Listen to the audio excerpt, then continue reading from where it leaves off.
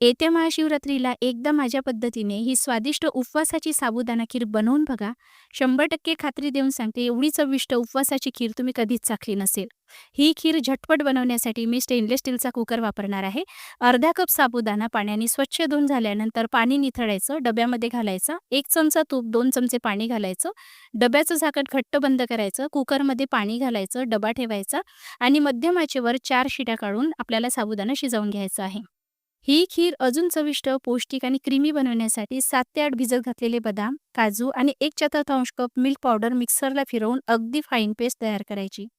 ही खीर बनवण्यासाठी मी जाड तळाची स्टेनलेस स्टीलची कढई वापरते आहे.